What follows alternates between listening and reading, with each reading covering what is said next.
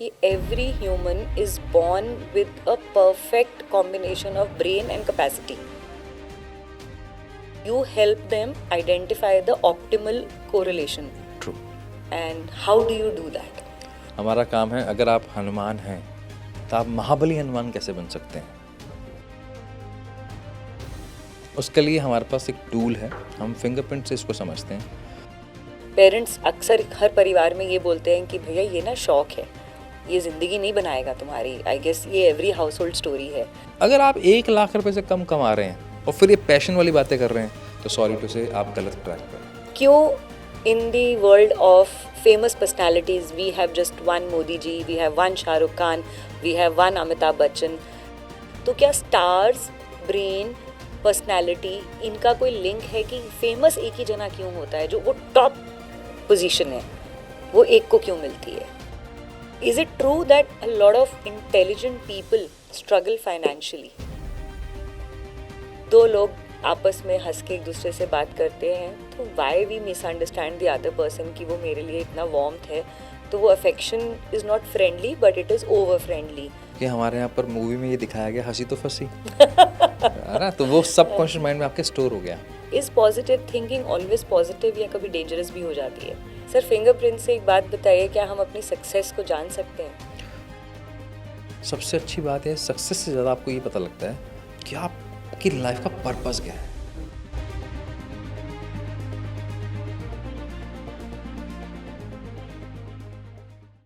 आज का ये पॉडकास्ट मैं एक शायरी से शुरू करना चाहती हूँ। हम जिन सीमाओं में जीते रहे वो लकीरें दिमाग ने खींची थी, जिस दिन हमने सोच बदली उस दिन तकदीर भी बदल गई। क्या आपको इस बात से कुछ समझ आया कि आज का एपिसोड किस टॉपिक पे होने वाला है? नमस्कार, मैं हूँ गरिमा और आप सबका स्वागत करती हूँ अपने शो पे। आज के इस एपिसोड में हम बात करेंगे brain mapping and analysis of your inner capabilities, which probably you don't know, but the guest today will be able to help us identify हमारी strength, हमारा inborn talent और हम क्या ग्रोथ के लिए अचीव कर सकते हैं अपनी लाइफ में। ये सारी चीज़ें आज हम इस एपिसोड में डिस्कस करेंगे। आज का ये एपिसोड मैं डेडिकेट करूँगी यंग पेरेंट्स को, जिनके बच्चे हैं छोटे, जिनको अपने बच्चों के फ्यूचर की आज परवाह है। दे वांट कि उनकी लाइफ अच्छी हो जाए। आज का ये एपिसोड उनके लिए जाएगा जो रिलेशनशिप में थोड़ा सा स्ट्रगल कर रहे हैं। अगर अपने ब्रेन को रीवायर करें और रीथिंक करें तो उनके रिलेशनशिप्स वापस से स्ट्रांग हो सकते हैं। स्ट्रगल्स को आज एंड करेंगे, क्योंकि हैप्पीनेस के साथ मैं वेलकम करना चाहती हूँ आज के हमारे गेस्ट को, mister Vikas Nagru ji. Thank you ma'am, thank you so much. It's a pleasure to have you here and I really want to compliment कि मैं जब इस जर्नी पे आई थी पॉडकास्ट की तो मुझे नहीं पता था कि मेरे फाइनेंस की फील्ड से हटके भी मुझे क्या क्या मिलने वाला है।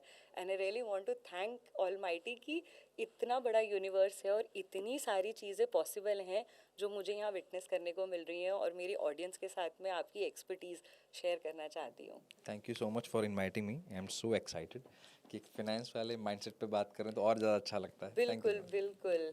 Before I begin with my questions to you, आप मुझे थोड़ा सा अपना एक ब्रीफ देंगे, आपका इंट्रोडक्शन कि exactly brain mapping and peak performance ये कॉन्सेप्ट है क्या, सो दैट हमारी ऑडियंस के लिए ये ईजी हो जाए समझना कि आज का डायरेक्शन क्या रहेगा इस कॉन्वर्सेशन का। That's great, wonderful. बेसिकली जैसे जब भी हम स्कूल में पढ़ते थे तो टीचर तो हमें सेम बराबर पढ़ाते थे, लेकिन सबके रिजल्ट अलग अलग आते थे। भाई किसी को केमिस्ट्री में उतने अच्छे मार्क्स मिल रहे हैं और किसी को लग रहा है कि पास होना ही बड़ा मुश्किल है। किसी के लिए मैथ्स ऐसा लगता है कि सारी ज़िंदगी का सबसे बड़ा डरावना सपना मैथ्स है। और किसी को लगता है यार मैथ्स से आसान कोई सब्जेक्ट ही नहीं है, हाई स्कोरिंग सब्जेक्ट है। तो वहाँ से क्यूरियोसिटी तो क्रिएट होती है कि ऐसा क्यों है, सेम टीचर सेम बुक्स, फिर भी हम अलग अलग तरह से उस पर्टिकुलर सब्जेक्ट दिए उस सब्जेक्ट में भी हम अलग अलग तरह से परफॉर्म कर रहे हैं। और लाइफ तो बहुत अनप्रडिक्टेबल है, लाइफ तो सेम सिचुएशन किसी को देती नहीं है, तो रिजल्ट भी अलग अलग आएंगे। तो उसको समझने के लिए कि आपको क्या ब्रेन मिला है और उसमें अगर आप कोई चीज़ फिट करने की कोशिश कर रहे हो तो वो गलत होने वाला है। तो जब हम मोबाइल खरीदने जाते हैं तो हम ये देखते हैं कि इसके साथ चार्जर कौन सा लगेगा। इवन ये भी चेक करते हैं कि कितना इसका एम्पियर का चार्जर लगेगा, ये फास्ट चार्जर लगेगा नहीं लगेगा। भाई मान लीजिए मैंने मोबाइल लिया, उस पर चार्जर लगाया, उसमें वो 8 एम्पियर का है, वो 63 एम्पियर मांग रहा है, तो चार्ज तो करेगा, लेकिन क्या वो उतनी स्पीड से करेगा? यानी कि स्पीड से करने के लिए आपको इसको बोलते हैं पीक परफॉर्मेंस। मतलब आपका मोबाइल और चार्जर अगर कंपैटिबल है तो आपका मोबाइल आधे घंटे में चार्ज हो जाएगा, नहीं तो वो सेम मोबाइल सेम इलेक्ट्रिसिटी ले रहा है लेकिन 8 घंटे में भी पूरा चार्ज नहीं हो रहा। इसका क्या मतलब हुआ? किसी को सफलता, अच्छे रिश्ते, अच्छे संबंध अर्ली एज में मिल रहे हैं और किसी को 50 साल की उम्र निकलने के बाद भी समझ में नहीं आ रहा कि मुझे ज़िंदगी में करना क्या है। I know. है ना? तो आपकी इस बात से मुझे बहुत सारे लोगों की ऐसी याद आ रही है इस टाइम पे जो जेन्युइनली स्ट्रगल कर रहे हैं। अब बहुत एज तक गोल भी नहीं पता होता है लोगों को। गोल शब्द का मतलब भी नहीं पता सब बहुत सारे लोगों को। तो आपका स्ट्रक्चर क्या है और आप क्या कर सकते हो जो नहीं कर पा रहे हो, that is called peak performance. और अक्सर लोग क्या करते हैं, BMW खरीद लेते हैं, उसकी स्पीड 120 की है, एवरेज अच्छी है, लेकिन चलाते पहले गियर में है। और फिर क्या कहते हैं, ओवर हीट हो गई है, गाड़ी गर्म हो गई है, यानी कि एग्रेशन बहुत आता है, गुस्सा बहुत आता है। ये चीज़ें हैं। पीक परफॉर्मेंस तब होगी जब आपको गाड़ी का मैनुअल पता होगा, बिल्कुल। गाड़ी कौन सी सड़क पर किस स्पीड पे चलनी चाहिए, कौन से गियर में चलनी चाहिए, तब आपका क्या स्पीड होना चाहिए, that is called peak performance. Wonderful. So as per you मैं ये समझ पा रही हूँ कि every human is born with a perfect combination of brain and capacity. तो but as humans, as parents, as business owners या एज एम्प्लॉयज़, हमारी जो भी लाइफ की स्टेटस है हम आइडेंटिफाई नहीं कर पाते हैं कि हमारी एक्चुअल कैपेसिटी क्या है। We try to over run our machine sometimes and a lot of people are under running it. तो you help them identify the optimal correlation. True. And how do you do that? हम जामवंत के वंश से आते हैं। अच्छा। मतलब हमारा काम है, अगर आप हनुमान हैं तो आप महाबली हनुमान कैसे बन सकते हैं उसको समझना। उसके लिए हमारे पास एक टूल है, हम फिंगरप्रिंट से इसको समझते हैं। और फिंगरप्रिंट जो फॉरेंसिक साइंस में यूज़ होती है, जो न्यूरो साइंस में यूज़ होता है, उसके बेस पे ये देखा जाता है। क्योंकि आप एक चीज़ देखिए, आपकी जो हाइट है, जो मेरी हाइट है, ऐसे हज़ारों करोड़ों लोग होंगे मेरे जैसे कॉम्प्लेक्शन वाले, आप वाले, सेम आपकी आंखों वाले, मेरी आंखों वाले। तो हमें यूनिक क्या है, आपकी पहचान क्या है? आप तो खुद वेल्थ में हैं। अगर मुझे वो वेल्थ क्रिएट करनी है तो आप मुझे कैसे, क्या बोलते हैं आप मुझे अपने फिंगरप्रिंट दीजिए। यही मेरी पहचान है। मैं अगर एयरपोर्ट जाऊंगा, मेरी पहचान मेरे फिंगर टिप्स। फिंगरप्रिंट्स हैं। मैं अगर बैंक जाऊंगा, मेरे पहचान मेरे फिंगर टिप्स। तो एक्चुअल में आपकी पहचान ही फिंगर टिप्स हैं। Okay, that तो is unique of everyone on this life, क्या on this इंटरेस्टिंग है ये, देखो earth. आप, ये अगर अंगूठा जल जाए, ये टिप्स जल जाएं, वापस जब नई स्किन आएगी तो भी सेम आएगी, अच्छा। कट जाएगी तो भी सेम आएगी। ओके। अगर चेंज हो जाती तो फिर आप आई नो, हम अपने मोबाइल ऐप्स वगैरह को सब, बैंकिंग को सबको फिंगर टिप्स फिंगर टिप से करते हैं। दैट इज एक्सेस करते हैं। 800 करोड़ लोग हैं। 800 करोड़ लोगों के फिंगरप्रिंट भगवान ने अलग क्यों बनाए? ओह। हमारी यूनिकनेस इस लेवल की, हमारा रेटिना अलग है, हमारा टंग का जो प्रिंट है वो अलग है, हमारा जो नोज प्रिंट है वो अलग है, सब यूनिक है ये। तो आप ये स्कैन से एनालिसिस करके यू हम टेल। फिंगर टिप को एनालिसिस करते हैं, उसको स्कैन करते हैं, फिर वहाँ से एक 25 पन्ने का पूरा एक रिपोर्ट निकाल के देते हैं, जिसमें आपका पूरा एक ये पता लगता है कि आपका ब्रेन है क्या, क्या लेके बैठा है, क्या पोटेंशियल है, क्या वीक पॉइंट है, क्या ट्रिगर पॉइंट है, आपका नेचर कैसा है, आपकी कौन से आपके पास इंटेलिजेंस है और कौन से आपके पेन पॉइंट्स रहने वाले हैं। इवन सोचने का तरीका क्या है, आप क्रिएटिव हो, लॉजिकल हो, सोलो पन्ने वाले हो, या फिर आप टीम प्लेयर हो, कैसे, सब डिटेल में पता लगता है। एंड दैट डेफिनेटली, अगर ये रिपोर्ट आज, अगर ऑनेस्टली मुझे ये रिपोर्ट मिल जाए तो मैं शायद अपने फ्यूचर को और बेटर प्लान कर सकती हूँ, अपने आप को राइट जगह पे प्लेस कर सकती हूँ। True. तो how do we approach you? आपके पास आए कैसे? पहले मैं थोड़ा सा समझा देता हूँ, लोगों के दिमाग में आएगा कि क्यों करना है। मैं कहा इसकी कोई ज़रूरत नहीं है, क्योंकि अगर आपको साइकिल चलानी है ना, उसका कोई मैनुअल नहीं होता। आपको हवाई जहाज चलाना है ना, तो आपको मैनुअल के बिना संभव ही नहीं है। तो आप, आपकी लाइफ आपके लिए क्या वैल्यू रखती है? साइकिल जैसी है तो आपको इसकी कोई ज़रूरत नहीं है। आपके लिए लगता है कि एयरक्राफ्ट है, एक्चुअली में तो एयरक्राफ्ट वाली है, इतनी सारी चीज़ें हैं, उसके लिए एक मैनुअल तो लगेगा लगेगा। और हमें अप्रोच करने का तरीका ये है कि आप डिस्क्रिप्शन में एक लिंक डाल देना, वहाँ गूगल फॉर्म में हमारे पास डिटेल आ जाएगी, आपको जितने भी हमारी टीम है वो आपको कनेक्ट कर लेगी। बहुत सिंपल सा प्रोसेस है। अरे वंडरफुल। सो गाइज, अभी बहुत कुछ आगे हम ऐसा डिस्कस करने वाले हैं जो आप लोगों को शायद हेल्प कर दे इस एपिसोड से ये जानने में कि कहाँ आप क्राइसिस में हैं, और वो क्राइसिस का सोल्यूशन यहीं दे देंगे। तो do watch this episode till the end. तो सर, अभी to begin with I want to, आपने जैसे स्टार्ट ही किया था, in my organization I have a company, यहाँ मैं आई हूँ, यहाँ पे बहुत सारे लोग फ्लोर पे काम कर रहे हैं। 2 people come every day 9 a.m. in the office, go 6 p.m. from the office. doing equal level of hard work. Despite that, their outcomes are different. One is a favorite of boss, one is not a favorite of boss. ये disparity मुझे ऐसा लगता है बहुत जगह है. तो इसका रीज़न भी शायद हमें लगता है कि शायद वायरिंग ऑफ योर ब्रेन है या आपकी परफॉर्मेंस में है. How do we tell people, ये शायद बहुत लोग जानना चाहते होंगे कि मेरा आउटपुट उसके जैसा क्यों नहीं है. इसके बहुत सारे एग्जांपल्स हैं। मैं छोटे से एग्जांपल से बताने की कोशिश करता हूँ। मैं खुद एक आईटी का स्टूडेंट हूँ। वो लोग रिलेट कर पाएंगे जिन्होंने इस तरह की लाइफ जी है। तो आईटी में जब मैं गया तो मैं उतना परफॉर्म नहीं कर पाया। ओके. तो जब आप जॉब करते हो, आप उतना परफॉर्म नहीं कर पा रहे, तो आपको क्या होगा, एफर्ट लगाने पड़ेंगे। तो आपको जब एफर्ट लगाने पड़ते हैं तो वहाँ पे सफोकेशन फील होती है। ओके. क्योंकि आपको रोज एक्स्ट्रा मेहनत करनी पड़ रही है ये सोचने के लिए आज फिर से काम पे जाना है। इंजॉय नहीं कर रहे हो आप अपने वर्क प्लेस तो को. फिर मैंने वो ऑब्वियसली वो मुझे निकालते तो मैंने खुद ही जॉब छोड़ दी। ओके. तो फिर जब मैंने जॉब छोड़ी तो मैं एक पढ़ा लिखा बेरोजगार था। तो फिर मैंने finally I came to banking by luck. Okay.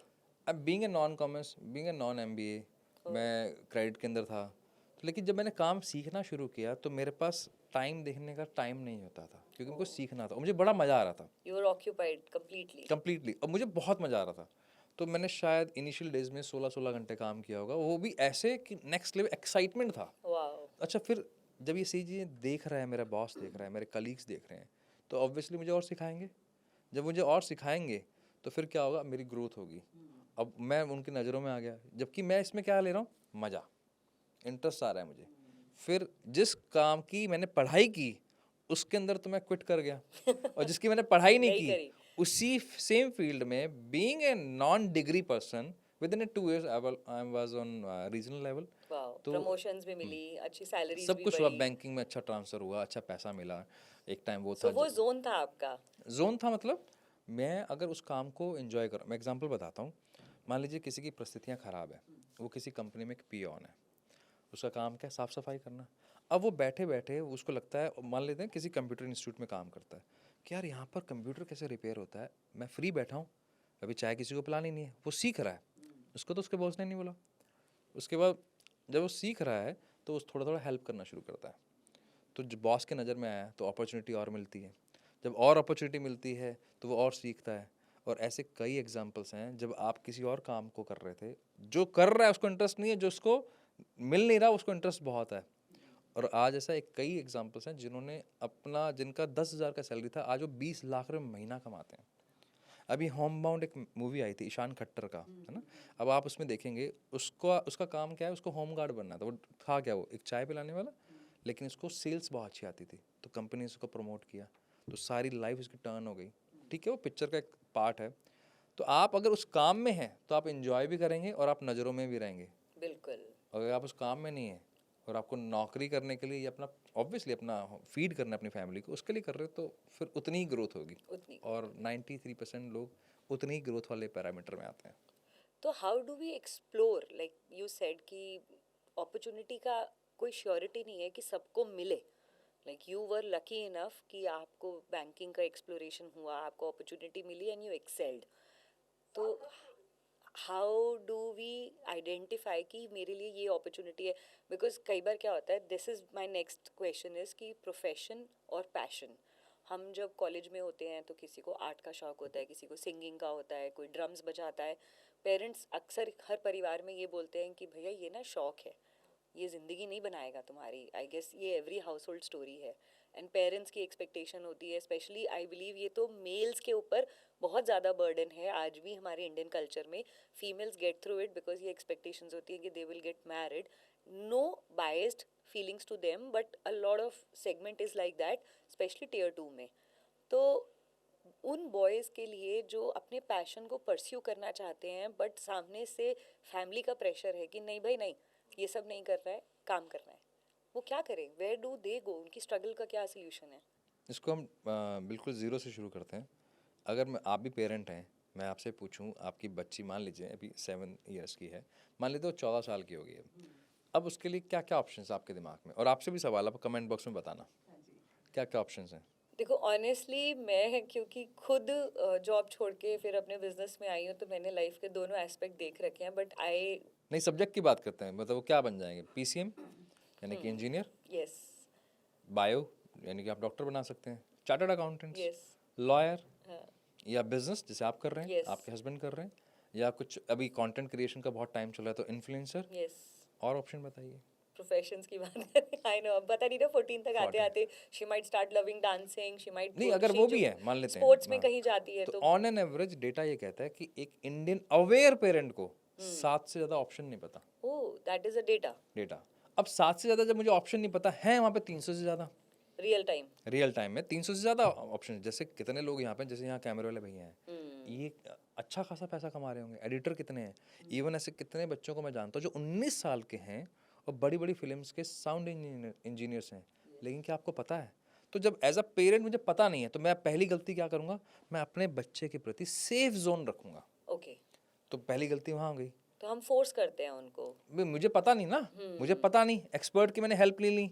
अब मैंने ली तो क्या हुआ, मैं केमिस्ट पे गया, भैया सर दर्द हो रहा है, कॉमीफ्लैम खा ले भाई, पेट दर्द हो रहा है, कॉमीफ्लैम खा ले, बुखार हो गया, कॉमीफ्लैम खा ले।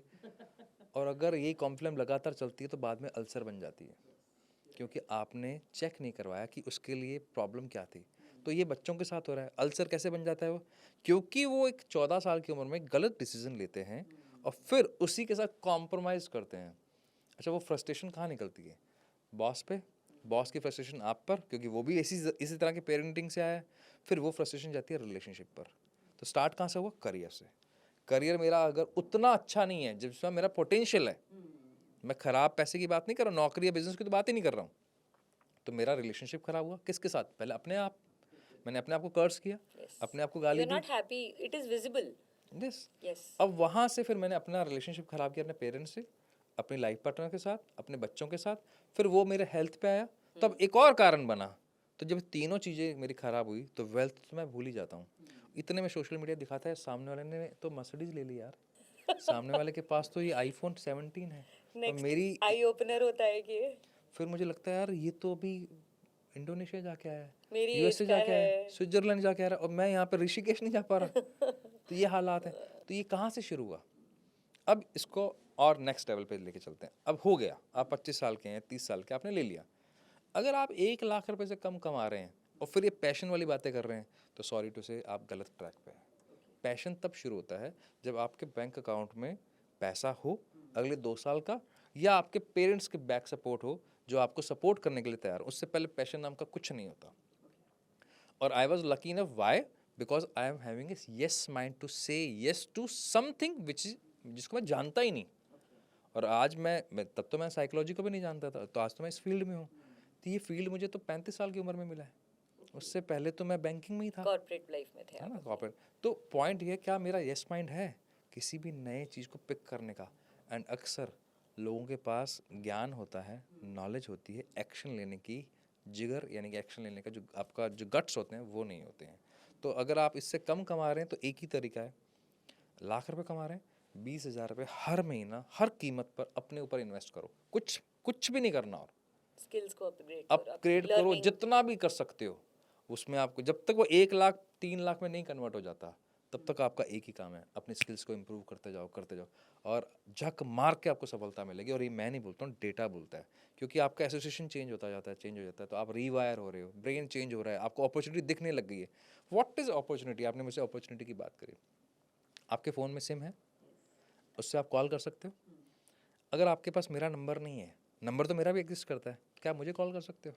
अपॉर्चुनिटी तो है, आपको नहीं दिख रही, क्योंकि आपके पास वो दिखने वाला जो लेंस है वो है ही नहीं। भाई मेरे को, मैं प्रधानमंत्री नरेंद्र मोदी को फ़ोन लगा सकता हूँ, मेरे पास है भैया, मैंने बिल भरा हुआ है, नेटवर्क है मेरे मोबाइल में, अच्छा खासा नेटवर्क है, सही बात है, लेकिन उनका नंबर नहीं है। तो मेरे पास अपॉर्चुनिटी देखने का ब्रेन है क्या? उतना मेरे पास ट्रेनिंग है मेरे ब्रेन को कि नई अपॉर्चुनिटी को कैसे देखा जाता है, कैसे रिस्क लिया जाता है, कैसे कैलकुलेटेड, मतलब कितना इंटरेस्टिंग है। आपको अगर बुखार हो गया तो आप थर्मामीटर से चेक करते हो, आपको अगर कोई ब्लड में कोई इन्फेक्शन हो गया तो आप एक पैथोलॉजी लैब पे जाते हो, ब्लड टेस्ट करके रिपोर्ट चेक करते हो। आपकी लाइफ का रिपोर्ट कहाँ है?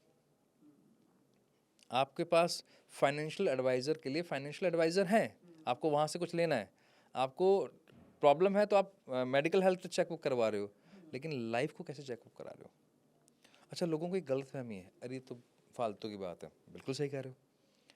मुझे वर्ल्ड वाइड 800 करोड़ लोगों में से एक भी ऐसी कंपनी का फाउंडर बता दो, including Elon Musk, including Bill Gates, including Mukesh Ambani, जो बिना ट्रेनर के, बिना कोच के चलते हैं।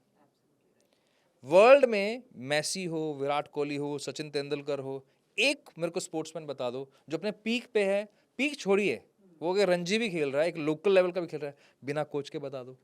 No one. और आपको लगता है लाइफ में बिना कोच के कर लूँ? आई एम नॉट सेइंग कि कोचिंग लो, पहले कोचिंग मिलती थी मैम, Yes. आप अपने दादा दादी के साथ गुरु, रहते आई थे। थिंक वो जो गुरुकुल बना था पुराने टाइम। गुरुकुल से भी पहले जॉइंट फैमिली थी, Yes. चाचा चाची, मामा मामी, बुआ सास, सारे सारे थे। हाँ। तो हर कोई आपको लाइफ के चैप्टर्स सिखाता था, तो अभी जरूरत नहीं न्यूक्लियर थी। फैमिलीज हो गई हैं।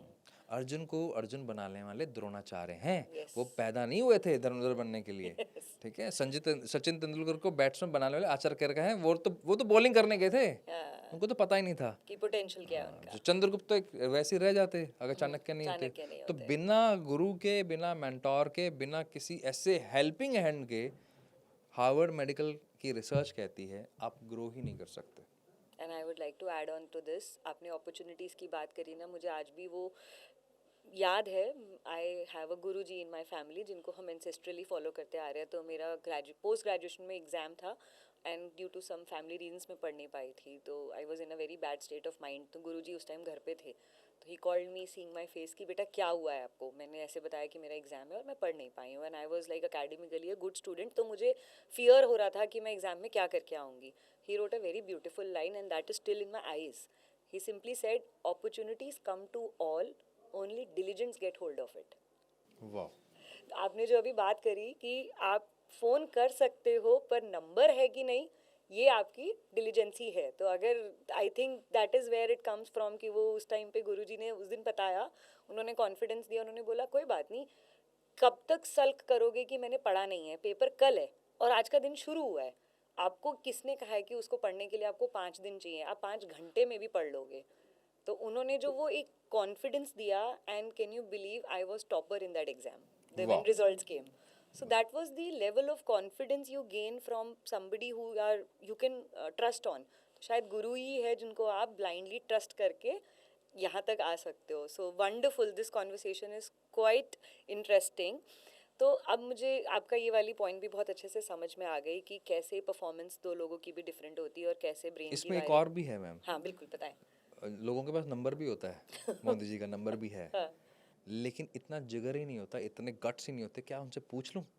जैसे आपने पूछा मेरे से कि एक व्यक्ति सेम ऑफिस में 9 to 6 काम कर रहा है, एक्चुअली में हेल्प मांगने के लिए भी वी पीपल मतलब अफ्रेड, हेजिटेट। बहुत ज़्यादा। मैंने को आपसे हेल्प लेनी है, मैं घबराता रहूँगा, मैम कुछ और तो नहीं सोच लेंगे, गरिमा जी को लगेगा कि पता नहीं मैं टेकन एज ग्रांटेड तो नहीं ले रहा। बिल्कुल। हम इतना घबराते हैं एक हेल्प मांगने में, एक बात कहने में। तो ये एक बहुत बड़ा दूसरा अंतर है मैम। राइटफुली तो आई थिंक मांग लेना चाहिए, जो वाइज है, सामने वाले की एक्सपर्टीज है और आपको उनसे मिलने का मौका मिला है। ईगो बहुत बड़ी चीज़ होती है मैम। I know, ego. हम इस बात पे बात करेंगे, क्यों in the world of famous personalities we have just one Modi ji, we have one Shahrukh Khan, we have one Amitabh Bachchan. ऐसा क्यों है कि उस इंडस्ट्री में बहुत सारे और भी तो लोग हैं जो compete कर रहे हैं, पोटेंशियल शायद किसी और में भी ज़्यादा होगा। तो क्या स्टार्स, ब्रेन, पर्सनैलिटी, इनका कोई लिंक है कि फेमस एक ही जना क्यों होता है, जो वो टॉप पोजीशन है वो एक को क्यों मिलती है? मैंने सचिन तेंदुलकर जी का एक इंटरव्यू देखा था, उन्होंने एक बात बोली बहुत इंपॉर्टेंट, कि जब मैं आउट होता हूँ और जब मुझे पता लग जाता है कि मेरी गलती यहाँ है, तब तक मैं एक कमिटमेंट लेता हूँ अपने आप के साथ। जैसे मैंने एक सॉन्ग लगाया लता मंगेशकर जी का, उसके फ़ैन है, उनके फ़ैन है वो, तो वो सॉन्ग जब तक मैं शॉट को सही नहीं कर लूँगा वो चेंज नहीं होगा। मेरे आईपॉड में वही चलेगा, मेरे कार में वो चलेगा, मेरे घर में वो चलेगा। ये कमिटमेंट है आपके पास? मोदी जी के पास ऐसे उनकी हज़ारों स्टोरीज़ हैं कि वो किस लेवल के कमिटमेंट रखते हैं, वो किस लेवल के अपने आप पर। मैंने लोगों को देखा है, अभी जैसे 2026 शुरू होने वाला है, हम जब पॉडकास्ट शुरू करें बिल्कुल एंड में है, और ये टाइम है उन कंपनियों का सबसे मास्टर टाइम है बेचने का। जिम ले लो, योगा ले लो, Yes. अपने आप को नई एक लेवल पे ले जाओ, क्योंकि उनको पता है इस टाइम में आपका ब्रेन क्या है, रेजोल्यूशन Reset, लेने के लिए तैयार है। 26 के लिए रीसेट हो रहा है। बट डेटा ये कहता है कि 71% people will forget their resolution by 7th of January। 7 तारीख तक तो वो भूल जाएंगे कि कुछ रेजोल्यूशन लिया है, तो वो कैटेगरी बाहर होगी, रह गए 29%। तो डेटा ये कहता है जिन्होंने अभी ये रेजोल्यूशन लिया है वो फिर 31 जनवरी 2026 तक ये भूल जाएंगे कि ऐसा कुछ कर रहे थे, क्योंकि 3 दिन तो जोश बहुत है। साइंस ये बोलती है कि आप में मोटिवेशन 72 घंटे तक रहता है, उसके बाद ख़त्म हो जाता है। तो वहाँ से निकल जाते हैं लगभग, आपके लास्ट में 6% बचते हैं। 6% में कौन लोग हैं जिन्होंने अपने हाथ से लिखा है कि मुझे क्या करना है, उसको प्रॉपर प्लानर के साथ, वो तो क्या करते हैं आगे चले जाते हैं, वो 3% की कैटेगरी में। बाकी सब फिर लगभग 65 डेज में वो भी बाहर हो जाते हैं। अब 3% में जिन्होंने लिखा है, 1% लोग बचते हैं जो इसको कंसिस्टेंट करते हैं। तो वहाँ से कहावत बनती है, अगर आप किसी भी काम को 10,000 घंटे कर लेते हो तो आपके ब्रेन में एक ऐसा न्यूरल पाथवे बनता है कि आप उसके एक्सपर्टीज़ हो जाते हो किसी भी चीज़ के। लेकिन वो जो 10,000 घंटे की जो जर्नी है, उसके लिए क्या आप कंसिस्टेंट हो? इतने ताकत रखते हो कि विराट कोहली के लिए आप इतना कुछ बोलते हो। 8 साल हो गए उसने कितनी चीज़ें नहीं खाई हैं। 36 साल की उम्र में वो जो जिम करता है, जो एक्सरसाइज करता है, आप तो शायद एक डंबल भी नहीं उठाते, एक पुशअप भी नहीं करते। And every day without fail. Without. मैं टेक्निकल योगी से मिला था, वो 100 डेज की वीडियोस पहले डाल के बैठते हैं। ओह, इतना। मतलब इतना कंसिस्टेंट है, और कितने साल से ऐसा है। मैं अभी एक संदीप जी हैं, उनसे मिला, बात करते हैं कि कैसे आप टॉप पे पहुंचते हैं। 1500 दिन से उनकी एक भी क्लास उन्होंने मिस नहीं की जो वो सिखाते हैं। 1500 दिन एक भी क्लास मिस नहीं है, चाहे वो दिवाली रही, होली रही, बीमार रहे, कुछ भी रहा, उन्होंने अपने एक, दैट इज कॉल्ड कंसिस्टेंट। तो सबसे बड़ा प्रॉब्लम यही है कि हम कंसिस्टेंट ही नहीं है, तो इसलिए कंपैरिजन ही नहीं है। और सबसे मजे की बात पता है क्या मैम, अगर आपको आगे बढ़ना है ना, इस फील्ड में कहीं पे भी कंपटीशन ही नहीं है, क्योंकि अक्सर लोगों को आगे बढ़ना ही यस, नहीं है। You are the only one. हाँ, तो इसमें आपको कंपटीशन अपने आप के साथ अपने है। आप के साथ This है। way. Wow, wonderfully explained. So guys, he does not just motivates you, he simply decodes you. Normally लोग कॉन्सेप्ट को डीकोड करते हैं, इन्होंने आपको डीकोड कर दिया है। तो टॉप 1% पे पहुंचने के लिए इन्होंने जो फॉर्मूला ब्रेक डाउन किया, आप अपने आप को किस पैरामीटर पे कहाँ फिट इन करते हैं, please go and listen to the whole thing again. I am sure, कहते ना एक किताब को 4 बार पढ़ो तो चारों बार कुछ नया मिलेगा। इस पार्ट को भी आप अगर 2 बार 3 बार सुनोगे ना, तो आपको अपने लिए बहुत कुछ पता चलेगा। तो keep listening to what he is saying, this is gonna be a very good thing. So एक और बात बताएं सर, अभी तक मैं बिकॉज वेल्थ प्लानिंग में हूँ, तो आई जब कोई आके हमारे पास बैठता है और हमसे बात करनी शुरू करता है, तो हम समझ जाते हैं कि आउटकम इस मीटिंग का क्या होने वाला है। बट सामने वाला अपने आप को जिस हिसाब से प्रेजेंट करता है, तो पता चलता है कि वो क्या सोच रहा है। Is it true that a lot of intelligent people struggle financially? Because of their one particular problem that is called analysis paralysis. Analysis paralysis. हाँ, मुझे हर चीज़ को इतना एनालिटिकली देखना है, पेपर पेन पे उतार के देखना है। और पेपर पेन पे अगर सारे बिजनेस सारे बनते तो एलन मस्क इतना बड़ा बिजनेस नहीं बनाते, मुकेश अंबानी जियो शुरू नहीं करते, क्योंकि हर चीज़ पेपर पे नहीं हो सकती। तो कई बार क्या होता है, लोगों को अगर एक 200 रुपये का वर्कशॉप भी खरीदना है ना, तो उसके पीछे वो देखते हैं क्या उसके पीछे 15,000 के बोनस फ्री हैं। तो इतना ज़्यादा एनालिसिस चलता है, और उस एनालिसिस के चक्कर में आप कभी भी डिसीजन ले ही नहीं पाते, इनडिसिसिव हो जाते हो। तो नॉर्मली जिनका लेफ्ट ब्रेन का फ्रंटल कॉर्टेक्स काफ़ी ज़्यादा हाइपर एक्टिव होता है, जो हर चीज़ को कैलकुलेटेड वे में देखते हैं, तो वो बहुत चीज़ों को ना बैलेंस करने की कोशिश करते हैं, पी एंड एल निकालते हैं, प्रॉफिट एंड लॉस हर चीज़ में, हर इवन चीज़ में। रिश्तों में भी। हाँ, बिल्कुल तो सही। फिर उस वजह से क्या होता है, वो इनडिसिसिव हो जाते हैं, और वो इनडिसीजन ही उनकी लाइफ की ग्रोथ का सबसे बड़ा हिंड्रेंस रहता है। वो लाइफ में बड़े को डिसीजन ले नहीं पाते। मुझे गरिमा जी से मिलना है, क्या फ़ायदा होगा, क्यों बुला रही हैं, 1 घंटा जाऊंगा, आधा घंटा जाने का, आधा घंटा आने का, अब उनका फ़ायदा उनके यूट्यूब चैनल पर जाएगा, मेरा क्या फ़ायदा हो रहा है। अच्छा फिर वो तो मुझे वेल्थ बेच देंगी, मुझे कुछ भी म्यूचुअल फंड बेच देंगे, हर चीज़ को इस वे में। मैं ये भी तो सोच सकता हूँ, एक मैं नई पर्सनालिटी से मिलूंगा, मुझे नई चीज़ें सीखने को मिलेंगी, हो सकता है वहाँ से एक इनपुट मिले जो मेरी फैमिली के लिए काम आए, मेरे बच्चे के लिए काम आए, वहाँ से मैं कुछ सीख के जाऊँ, वो पेरेंटिंग कैसे करते हैं, दैट इज़ अ इंटेंट। लेकिन मैंने पहले से ही कैलकुलेशन लगा ली कितना डिस्टेंस रखना है। तो ये सब चीज़ें क्या क्रिएट करती हैं, आपको नई अपॉर्चुनिटी को पिक करने की हैबिट ही नहीं रहती। आपको लगता है मुझे सब आता है। म्यूचुअल फंड बताओ, अरे आप क्या बताओगे, इसमें मैं क्या है, तो होमवर्क मैं करके आया हूँ। हाँ यूट्यूब पे देखूंगा, 2 वीडियो देखूंगा, उसका बता दे, चार्ट ही बता देगा उसमें इतने परसेंट का आ रहा है, आपका क्या रोल है इसमें, अच्छा आपको उसमें परसेंटेज मिलेगा। अरे यार, that is a mindset, that is called analysis paralysis. आप सोचते रहोगे सोचते रहोगे सोचते रहोगे, अंत में आप एक्शन नहीं लोगे। ओके, सॉल्यूशन एक ही है। ऑब्जेक्शंस पे आ जाते हो आप। हाँ, ऑब्जेक्शन पे आ जाते हो क्योंकि आप अपने आप को जस्टिफाई करना चाहते हो। एग्जाम्पल के तौर पे मान लीजिए मैं यहाँ से मुझे दिल्ली जाना है, तो मैं क्या करूँगा, दिल्ली जाना है 3 घंटे जाने के लगेंगे और अभी फ़ायदा तो होगा नहीं, इसके बदले में ये मिलेगा। तो आप हर चीज़ को बड़े कैलकुलेटेड वे में देखते हो। क्या पता आप वहाँ जाकर आप किसी ऐसे मिनिस्टर से आपकी मुलाकात हो जाए, आपकी किसी एक हस्ती से मुलाकात हो जाए, ऐसे किसी मेंटोर से मुलाकात हो जाए जिससे लोग मिलने के लिए तरसते हैं। और मैं मेरी लाइफ का अगर एग्जांपल बताऊं, मैं हमेशा जब येस माइंड में रहा हूं तो ऐसे ही लोगों से मिला हूं जिनको हम अभी तक सिर्फ यूट्यूब के माध्यम से, टीवी के माध्यम से देखते थे, आज उनको काउंसल करते हैं। अगर मेरे भी दिमाग में होता कि यार नहीं ऐसा नहीं हो सकता, पॉसिबल नहीं है, अच्छा यहाँ से क्रिएट एक और होता है सेल्फ डाउट। क्योंकि ब्रेन ना बहुत स्मार्ट है मैम, ब्रेन का काम आपको है समझा के रखना कि तुम सही हो, तुमने गलती की तब भी तुम सही हो, अपने आप को जस्टिफाई करता है। तो आप ही के काम को वो बड़ा तरीके से जस्टिफाई करेगा। यार वहाँ पे क्यों नहीं गए, अरे थका हुआ था यार, वहाँ जाके क्या हो जाता है, ट्रैफिक था यार, कहाँ जाता मैं। तो आप अपने आप को झूठ बोलना शुरू करते हो और झूठ इतनी बार बोला जाता है कि वो सच लगने लग जाता है। तो that is the main major problems कि आप यस माइंड में नहीं हो, इसलिए आप एनालिसिस पैरालिसिस में रहोगे। क्लोजर दे दो। मान लीजिए मुझे आपके साथ काम करना है या नहीं करना, ये डिसीजन तो लेना है। यस, अक्सर लोग बोलते हैं मैं सोच के बताऊंगा, सोचने में 72 घंटे लगते हैं, 5 मिनट का काम है। बिल्कुल। इसमें डिसीजन लेना आना चाहिए, अगर इंटेलिजेंट हो और इंटेलिजेंट नहीं भी हो, मान लीजिए इतना आपके इवैल्यूएट कर रहे हैं आप। इवेल्यूएट कर लिया आपने, तो क्लोजर दो। Yes ma'am I will go with you, yes ma'am इस टाइम पे नहीं जाना चाहता। यस, क्लैरिटी दो, क्यों नहीं देना चाहते, इसके 3 रीजन है, जाना चाहता हूँ इसके 3 रीजन है, बात खत्म। And I think if somebody comes to us with this clarity ना, वी रिस्पेक्ट देम, एंड वो नेक्स्ट टाइम दोबारा जब भी आना चाहेंगे ना, we will welcome them.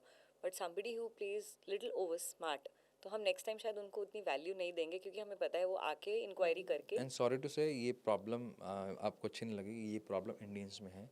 Okay, Europe में ये प्रॉब्लम नहीं है, वेस्टर्न कल्चर में प्रॉब्लम नहीं है, आप जितना मर्जी उनको कर्स कर लो लेकिन एक्चुअल में वहाँ पे सारा काम कम्युनिकेशन पे है। ओके, वहाँ पर बात होती है, वहाँ पर रीजनिंग देन बात होती है। हमारे यहाँ पे ऑर्डर होता है या फिर इग्नोरेंस होता है। मैं एज अ पेरेंट या अथॉरिटेटिव पोजीशन पे हूँ तो मैं ऑर्डर दूंगा, रीज़न नहीं बताऊंगा, अपने बच्चे को बोलूँगा ये करना है, मैंने बोला है। अपने कलीग को या अपने जूनियर को हर बोलूँगा ये घर मैंने में बोल दिया ये ना, स्टोरी है, आई है ना। गेस। हाँ, तो ये ऐसा होता है। या फिर मैं क्या करता हूँ, इग्नोर, मुझे बात ही नहीं करनी, मैं आंखें चुराने की कोशिश करूँगा, क्योंकि मुझे फेस करते हुए कम्युनिकेशन नहीं करना था। हमारे यहाँ पे अगर कम्युनिकेशन में प्रायर रीजनिंग डाल दें, मुझे प्यास लगी पानी पिला दोगे, मुझे भूख लग रही खाना दे दो, इतना ही तो बोलना है। मुझे मुझे ना मेरा मन कर रहा है एक नया जीन्स लेने का, क्या मम्मा मेरे को दिला दोगे, इतना ही तो बोलना है। विद द बेटे reasoning, with the reasoning, instead of ordering. Ordering और इग्नोरेंस। तो आप जब Ignorance. रीजन पे आते हो ना, तब आपका लॉजिकल ब्रेन आपको ये हेल्प करता है कि गो फॉर और not go for, that's it, yes और नो। बीच वाला जो काम है ना, अगर आप रेलवे की मिडिल बर्थ में हो ना तो आप फंसे हुए हो। अगर आप ट्रेन की मिडिल बर्थ पे हो या बस की मिडिल मिडिल सीट पे हो, एरोप्लेन की मिडिल सीट पे हो, जो बीच की चीज़ है ना वो तकलीफ थोड़ा दे सा है। तकलीफ तो या देती तो है। आप लेफ्ट जाओ या राइट जाओ, बीच में मत रहो। बिल्कुल बिल्कुल, वंडरफुल वंडरफुल। सर आप ये बताएं, बिकॉज आप ये सारी लोगों को हेल्प करते हैं, आई एम श्योर आपने अब तक बहुत लोगों को सपोर्ट किया होगा, बहुत सारे रिलेशनशिप्स में हेल्प करी होगी। आपने बताया था कि you with the God's grace you saved a lot of people falling separate due to divorces. तो रिलेशनशिप के पॉइंट ऑफ व्यू से आज की, क्योंकि I have a young audience, 25 की एज से स्टार्ट होती है, तो एक क्लासिक एग्जाम्पल के तौर पे बात करते हैं। In a college, in a organization where there are young people, दो लोग आपस में हंस के एक दूसरे से बात करते हैं, तो why we misunderstand the other person कि वो मेरे लिए इतना वार्मथ है, तो वो affection is not friendly but it is over friendly. तो हम कई बार मिसअंडरस्टैंड करके we start falling for that person. ये अपने ब्रेन को कैसे समझाएं कि दोस्ती दोस्ती है मतलब आजकल रिलेशनशिप इतने डिफरेंट हो चुके हैं ना, जेनजी के पॉइंट ऑफ व्यू से भी थोड़ा बताना, और सीरियसनेस के पॉइंट ऑफ व्यू से भी, कि मैं अपने टाइम में जहाँ से हम अपने फ्रेंड्स को वैल्यू करते आ रहे हैं, I still have 30-year-old friends with me and I am married to a 25-year-old friend only. तो वो रिलेशनशिप को आज यहाँ तक लेकर आई हूँ, नर्चर करती हूँ, and we are every day waking up with the fresh vibe. But I don't see this in today's time. Is it genuinely happening? हाँ यस, क्यों नहीं, क्योंकि हमारे यहाँ पर मूवी में ये दिखाया गया हंसी तो फंसी है ना, तो वो सबकॉन्शियस माइंड में आपके स्टोर हो गया कि आपको ये बताया कि अगर कोई लड़की अगर थोड़ा सा भी फ्रेंडली हो रही है मतलब उसका इंटरेस्ट आपकी तरफ है।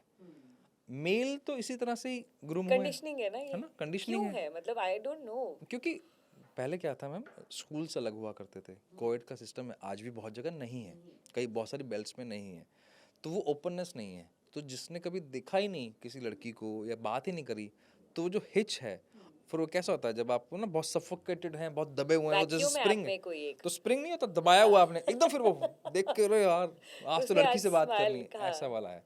तो ये आपको बहुत सारी मूवीज़ में देखेगा। मैकेनिकल इंजीनियर की बड़ी बात होती है कि इंजीनियरिंग में लड़कियां नहीं होती हैं, 50 का ग्रुप है, 3 ही लड़कियां हैं, तो सारे टूट पड़ते कि इससे मेरी दोस्ती होगी, मेरी दोस्ती होगी। तो दैट इज़ एक्चुअल सिनेरियो। दूसरा, ये जो जेंजी का जो कॉन्सेप्ट चल रहा है जिसका वर्ड है friendship with benefit, friends with benefit, friends with benefits. तो ये जो वर्ड है ना इतना खतरनाक है। मैं कई बार सरप्राइज करता हूँ कि इतनी छोटी सी बात क्यों नहीं समझ में आती। आप कभी भी किसी पुजारी को देखिए, किसी पंडित को देखिए, किसी गुरु को देखिए, वो आपके सर पे भी हाथ नहीं रखते, वो पैरों को हाथ नहीं लगाने देते। कहीं बैठते हैं तो अपना एक आसन लेके जाते हैं, किसी के घर का पानी नहीं पीते। क्यों? क्योंकि उनके लिए अपना आभा मंडल, अपना ऑरा, जिसको आप वाइब्स बोलते हो, वो बहुत इंपॉर्टेंट है। ओके। वो मतलब टच नहीं करने देती। और आप इस फ्रेंड्स विद बेनिफिट के लिए कुछ शॉर्ट टर्म एक अपने एंजॉयमेंट के लिए किसी को अपनी लाइफ में एंट्री दे रहे हो, बॉडी को टच करने दे रहे हो। फिर क्या होता है मैं आपको थोड़ा सा वो और बताता हूँ। तो इमोशन 3 तरह से स्टोर होते हैं। किसी के टच के रूप में स्टोर होते हैं जिसको आप बोलते हैं काइनेस्थेटिक पैराइटल लोब में। किसी को वो फीचर्स पसंद आते हैं, विजुअल्स, आपका कॉम्प्लेक्शन, आपकी आंखें, आपकी बात करने का तरीका, जो आपके एक्सप्रेशन है वो तो विजुअल में स्टोर हो गए। तीसरा है आपके पास एक ऑडियो, आवाज़। अब आपने किसी को अपनी लाइफ में entry the with a benefit, आपको नहीं पता, आपने अपने कॉन्शियस माइंड में और सब कॉन्शियस माइंड में स्टोर कर लिया। अब जब आप सीरियस कंसर्न रिलेशनशिप में जा रहे हो तो आप उसी पैरामीटर में देख रहे हो अननोइंगली। अब लोग कहेंगे अननोइंगली कैसे होता है? अननोइंगली वैसे होता है, मैं लोगों से पूछता हूँ, आपसे भी पूछता हूँ, जब भी किसी के साथ आर्गूमेंट होता है और आप सोच के बैठे हो मैं आज कुछ भी फालतू नहीं बोलूँगा या नहीं बोलूँगी, मैं आज कोई भी रिएक्शन नहीं दूंगी या नहीं दूंगा, ऐसे ही होता है। लेकिन 1 सेकंड बाद क्या होता है? वही रिएक्शन, शायद उससे ज़्यादा पहले बड़ा रिएक्शन। फिर आपको लगता है यार मैंने तो ऐसा नहीं सोचा था, बट इट ये टर्न क्या हो आउट। गया, ऐसा तो मैंने प्लान ही नहीं किया था। और फिर बाद में आता है गिल्ट, वो गिल्ट फिर कन्वर्ट होता है रिग्रेट में, फिर वो होता है पेन में, फिर वो जाता है डिप्रेशन में, फिर वो कन्वर्ट होता है डिप्रेशन से स्ट्रेस और एंजाइटी, क्रॉनिक इश्यूज, फिर आपके अलग अलग बॉडी पार्ट्स में स्टोर हो जाता है। स्टार्ट कहाँ से हुआ था? आपको सिर्फ इतना सा ध्यान रखना था कि अगर आपने अपने सब कॉन्शियस माइंड में पैटर्न बना लिए हैं कि सब चलता है, every things go with the flow, acceptance जो थी। एक्सेप्टेंस है, तो आपका लाइफ का पैटर्न कैसा है? हर जगह सब चलता वाला है। तो ये स्टेजेस कब आपकी लाइफ में आती गई आपको शायद पता भी नहीं चल रहा है, and you are following into it, और and you by end up. Default चलता है अपने आप। That is why I believe आज भी बड़े लोग ये कहावत कहते हैं कि अर्ली एज में शादी 25-26 में हो जानी चाहिए। वंस यू आर इनटू, अभी मैंने कोई मूवी देखी थी और उसमें था कि 30 के बाद जो लोग शादी करने चाहते हैं तो that is not a choice, that is a compromise. मतलब एक मूवी का डायलॉग था ये, तो हाँ सुना था मैंने कि this is how people interpret जब मैट्रिमोनियल्स में देखते हैं। Age is the first primary thing every family is looking forward कि ये किस एज में है, ज़्यादा लेट करोगे तो अच्छी जगह नहीं होगी। Probably we are into that acceptance mode. हमने बहुत बाहर की दुनिया देख ली है और हमने सब कुछ ट्रायल एंड टेस्ट कर चुके हैं, और अब हमारे लिए कुछ एडवेंचर, कुछ स्कोप बचा ही नहीं है। रॉनेस नहीं रह गई आपकी शायद। हाँ, तो एक्चुअली में ये जो कॉन्सेप्ट आया ना, ये भी कहाँ से आया? सोशल मीडिया से आया, पिक्चर से आया। जो हर मतलब हम अपने रिलेशनशिप के अंदर भी कई चीज़ें एडवेंचरस के रूप में देखते हैं, तो हिट एंड ट्रायल करते हैं, बहुत सारा जगह अलग अलग तरह के कॉन्सेप्ट चलते हैं। हम बोलते हैं कि वो वेस्टर्न से आया है, वेस्टर्न हमसे ज़्यादा क्लियर है। अगर उन्होंने रिलेशनशिप नहीं रखना तो सेपरेट हो जाते हैं। यस। हम यहाँ पर मल्टीपल रिलेशनशिप रखने के लिए, मतलब हमारे यहाँ पर स्टड कहा जाता है यार अगर किसी के 4 रिलेशनशिप हैं। अब एड्स देखो ना, एक डियो, मतलब ये क्या हुआ? ये सब कॉन्शियसली आपको क्या ट्यून किया गया? एक परफ्यूम छिड़का, 4 लड़कियाँ आपके पास आ गई, मतलब क्या उनके पास ब्रेन नहीं है? सही बात है। और जो जितना कॉन्सेप्ट जो कंटेंट अभी चल रहा है, जैसे अभी कंट्रोवर्सी हुई थी समय रैना वाले उन्हें, तो वो क्या दिखाता है? That shows the mind set कि हम कहाँ पर अननोइंगली जा रहे हैं। ठीक है, तो ये आप कह के बच नहीं सकते कि मेरे शो का फॉर्मेट ये है। But the point is there are something which you have to think कि यार हम क्या देख रहे हैं। तो अननोइंगली जो जेंजीज या जो जितने भी वो जनरेशन्स हैं जिनको लगता है कि शॉर्ट टर्म बेनिफिट के लिए कुछ भी चलता है, तो एक्चुअली में वो अपने डीएनए को डेप्रिसिएट कर रहा है। अब डीएनए क्या है? डीएनए ये है कि जो आपकी लेगेसी को क्रिएट करता है। जब किसी को शुगर होता है तो पहला सवाल क्या पूछा जाता है?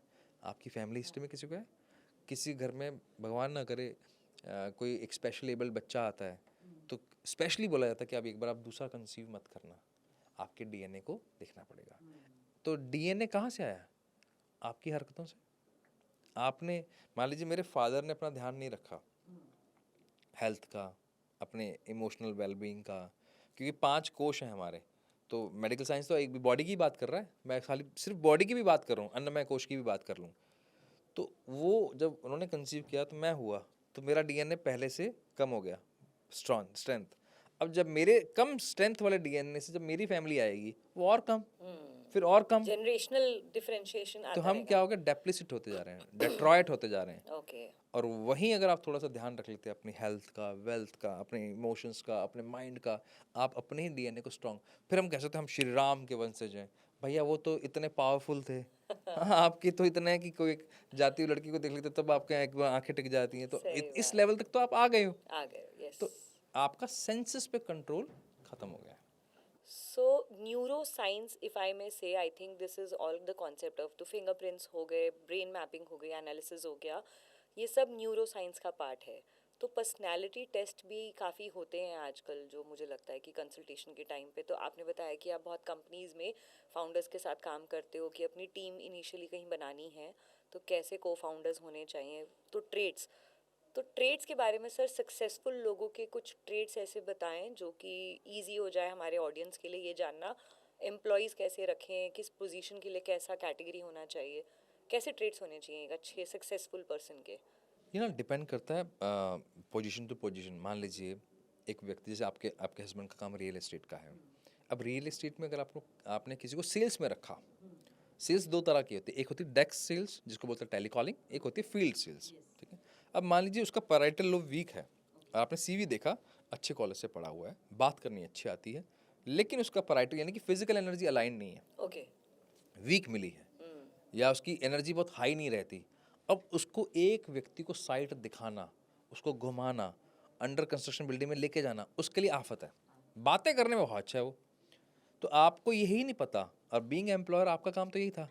अच्छा, उसके सीवी को देख के आपने रखा, 3 महीने में पता लगता है ये परफॉर्म नहीं कर रहा, आप उसको फिर निकाल देते हैं। 3 महीने का आपका काम गया, सैलरी गई। लेकिन एक्चुअली में आपका काम क्या था? बीइंग अ एम्प्लॉयर आपको ये देखना था ये कहाँ फिट हो सकता है। तो अगर उसको वही उसी व्यक्ति को आप डेस्क जॉब दे देते, टैली सेल्स दे देते, या जो डेस्क के सामने जो सेल्स होती हैं, इन फ्रंट डेस्क पे जो होती है, तो वहाँ पर बहुत अच्छा परफॉर्म करता। तो ये छोटी छोटी चीज़ें एम्प्लॉयर का काम है, सीवी देखना एम्प्लॉयर का काम नहीं है। अब मान लीजिए आपने जैसे यहाँ पर एडिटिंग का काम हुआ, अब एडिटिंग के देखने के लिए भी आपको सॉफ्टवेयर चलाना आना चाहिए, कंप्यूटर चलाना चाहिए। एक 6 घंटे का कोर्स है, आप वो कर लो, कोई भी कर सकता है। लेकिन क्या आपके ब्रेन के पास माइक्रो ऑब्जर्वेशन है? ये ऑब्जर्वेशन है कि यहाँ पर कौन सा कलर लगेगा, ये इंजीनियरिंग है, ये वाला ब्रेन है कि यहाँ पर कौन सा साउंड इफेक्ट आएगा, किस तरह का फॉन्ट लिखा जाएगा, क्या रीडेबिलिटी आएगी, कहाँ पे कट लगेगा। अच्छा, कट सॉफ्ट है या बहुत हार्श कट है, कैसे पता लगेगा? वो ब्रेन के अकॉर्डिंग पता लगता है। नॉट इवन दिस, अगर आप मेडिकल फर्टिनिटी से बिलोंग करते हैं, आपने बहुत बार सुना होगा यार इस डॉक्टर के हाथ में बहुत शिफा है, बहुत हल्का हाँ, हाथ यस यस। है ना, यार ये इंजेक्शन लगा रहे हैं बहुत सॉफ्ट इंजेक्शन लगता है, ये डेंटिस्ट कितना, मतलब इसके पता ही नहीं पता ही लगता नहीं चलता कब इसने है। आरसीटी कर दी। कौन लोग हैं वो जिनको, अच्छा वो सेम कॉलेज से पढ़े हुए हैं, बाकी डॉक्टर भी तो पढ़े, जिसको वो ब्रेन मिला है उसने उस पर फाइन ट्यून किया तो उसमें रिजल्ट अच्छा मिला, शिफा बन गई, यानी कि आप उस फील्ड के भगवान बन गए। जिसको नहीं मिला उसके लिए क्या होगा? स्ट्रगल। यार आज फिर मुझे वही काम करना है, पेशेंट से उतना थैंक्स ग्रेटिट्यूड नहीं मिलता, तो वो क्या हो जाता है? पेनफुल एक प्रोसेस बन जाता है, फ्रिक्शन बन जाता है। तो एम्प्लॉयर को हमेशा ये सोचना चाहिए कि मेरे एम्प्लॉय की क्या कैपेबिलिटीज़ इनहेरेंट है, सीवी नहीं। ये सीवी रेज्यूम वाला काम पुराना हो गया, तो आपको वो देखना चाहिए। तो तो वो इसकी कोई रूल बुक है, like you train the founders of the companies कि वो हम ऐसे। बेसिकली हम लोग ना फिंगरप्रिंट टेस्ट ही करते हैं, क्योंकि इसमें बहुत माइक्रो लेवल पे जाना पड़ता है। अच्छा। क्योंकि आपका इन्वेस्टमेंट लग रहा है, आपका समय सबसे इंपॉर्टेंट, पैसे से ज़्यादा समय का इन्वेस्टमेंट लग रहा है। भी अगर आपके पास हायरिंग गलत हो गई, आप तो 6 महीने पीछे हो गए ना। और इस फास्ट वर्ल्ड में 6 मंथ्स इज अ ह्यूज। पैसा तो आपको इन्वेस्टर से मिल जाएगा, लेकिन समय नहीं मिलेगा। तो वहाँ पर आपको बहुत स्मार्टली एम्प्लॉयज़ रखने चाहिए। जैसे हमारे इंडिया में पोस्ट सेल्स पे ज़्यादा ध्यान नहीं दिया जाता है ना। सेल्स होने के बाद तो यहाँ पर कोई पूछता भी नहीं है। तो यहाँ पर आपको अच्छी टीम हायर करनी चाहिए जिससे आपकी प्रोडक्टिविटी बढ़ जाए। लेकिन वो अगर एम्पैथी नहीं रखते, सिंपैथी नहीं रखते क्लाइंट की तरफ, जैसे आपका जो काम है वो एम्पैथी और सिंपैथी वाला ज़्यादा काम है। आई राइट? एजुकेट करने के लिए आपको एम्पैथेटिक होना पड़ेगा। अब मान लीजिए आपने हायर किया कि मेरा काम बढ़ गया तो मुझे तो एम्प्लॉय रखना है, स्टाफ चाहिए। स्टाफ चाहिए, वो एम्पैथेटिक नहीं है। तो इसीलिए हमें शायद हम एक्सपैंड उतना नहीं कर पाते हैं, क्योंकि हमारे रेप्लिकाज उतनी आसानी से मिलते नहीं हैं। मिलते हैं हम एक्चुअली में, उसके कई कारण हैं। एक तो हम अपने आप को सुपीरियर मानते हैं कि मैं मुझसे बेहतर कोई नहीं कर सकता। वो पर्सनलाइज टच शायद वो दे नहीं पाई, ये कॉन्फिडेंस आ ही नहीं पाता किसी और के साथ। आपने अभी एक मूवी आई है, वो बड़ा एक थॉट प्रोसेस को ब्रेक करती है, जो मुझे बड़ा अच्छा लगा। वो है कुणाल खेमू की सिंगल पेरेंट, सिंगल पापा। सिंगल पापा। हाँ, यस, आई सॉ इट। उसमें दया को, मतलब जिसका दया का पिक्चराइजेशन क्या है आई आपके पास, स्वेयर, द दरवाजा तोड़ने वाला, सीआईडी वाला। सीआईडी वाला, उसको क्या दिखाया गया, नैनी। नैनी। दैट इज आपका, जो आप पूछ रहे थे ना, परसेप्शन ही चेंज हो गया, परसेप्शन चेंज मैनी हो करना गया। ही ब्रेन का काम है। एब्सोल्युटली। तो आपके पास परसेप्शन आ गया, अच्छा वो कितना बढ़िया मैनी, जो Yes, नया he's वर्ड played दिया। such a wonderful role. I finished it yesterday only, and it was so beautiful to watch it. तो तो that is the point. Unexpectedly ये था कि इस जो भी डायरेक्टर, कास्टिंग डायरेक्टर होंगे, इस ह्यूज पर्सनालिटी को किस रोल में डाला है, and he turned out well. बहुत बढ़िया। तो वहाँ से दो चीज़ें हुई, एक आपके सबकॉन्शियस माइंड में पैटर्न ये ब्रेक हुआ कि नैनी हमेशा एक फीमेल हो सकती है। जैसे हमारे पास नर्सेज, तो हम क्या मतलब फीमेल्स ही होंगी।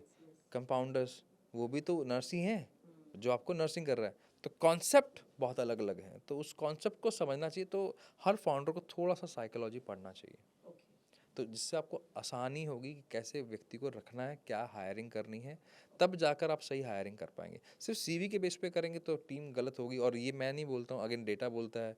आप मैकेंजी की रिपोर्ट देख लीजिए, बहुत ज़्यादा लोग फर्स्ट 6 मंथ्स में, मैंने एक डेटा पढ़ा था, 20 स्कूल से पास किए, टॉप 20 स्कूल से पास किए पहले 18 महीने में, यानी कि 1.5 साल के अंदर लगभग 32% एम्प्लॉय छोड़ देते हैं अपनी job.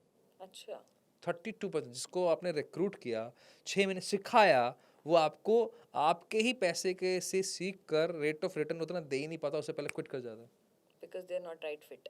Because they are not right fit और not right for the role also. Role also. तो ये देखना पड़ता है। यहाँ से अगर आपको इन्फोसिस की कहानी पता हो, तो इन्फोसिस ने जब आईटी का काम शुरू किया था, उन्होंने सिर्फ आईटी ग्रेजुएट्स को नहीं लिया था, उन्होंने केमिकल इंजीनियर्स उठाए, उनको सिखाया। तो क्योंकि वो एप्टीट्यूड टेस्ट लेते थे, आपके कोडिंग का टेस्ट नहीं लेते थे। तो एप्टीट्यूड अगर है मेरे में, तो मुझे आप किसी भी रोल में फिट कर सकते हो ना। मेरा वो ब्रेन ही नहीं है और आप मुझे उसमें फिट करने की कोशिश कर रहे हो। जैसे एग्जांपल के तौर पे मैंने अक्सर कई कंपनीज में देखा है जहाँ पे प्रमोशन के बाद वो टीम लीडर बन जाते हैं, या सीनियर मैनेजर है, वो एक टीम मैनेज करने लग जाते हैं। द पॉइंट इज़, जो व्यक्ति उस काम में अच्छा है, जो कोडिंग है या सेलिंग है, क्या वो टीम मैनेज करने में अच्छा है? ये कैसे पता लगा? फिर हम क्या कहते हैं, टॉक्सिसिटी आ गई, पॉलिटिक्स आ गई।